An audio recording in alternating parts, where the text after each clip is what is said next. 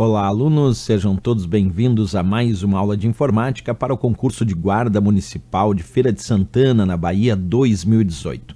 Nessa aula nós vamos continuar ainda falando do conteúdo relacionado à planilha de cálculos Excel 2016, e aqui nós vamos falar sobre uma função, uma fórmula que nós usamos junto com uma função chamada conte.num.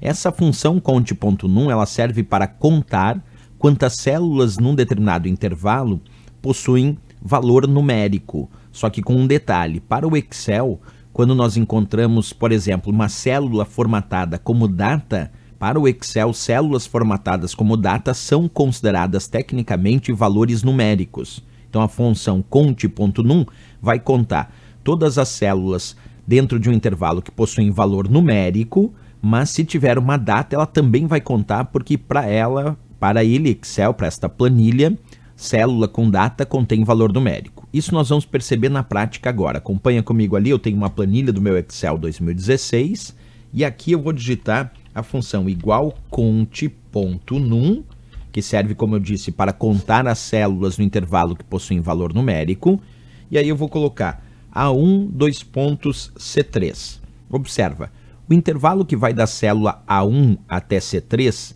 é aqui, da célula onde está o 4, que é a célula A1, até a célula C3, que aqui embaixo está vazia.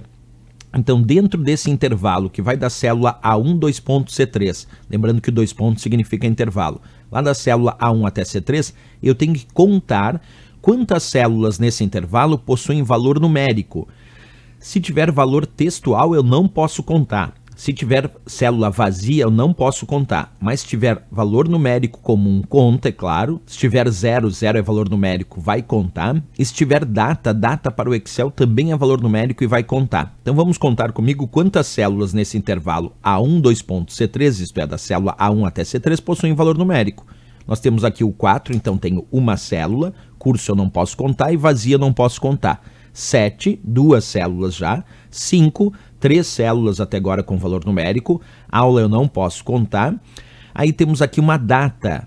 Olha, se nós temos data, data é valor numérico. Então 4 células que eu acabei de encontrar com valor numérico. O 0 é valor numérico também. Então 5 células eu encontrei com valor numérico. E a última célula aqui, que é C3, está vazia. E aí eu não posso contar. Então eu encontrei 5 células nesse intervalo que possuem valor numérico. Quando eu pressionar Enter agora, o resultado da fórmula foi 5. Por que 5?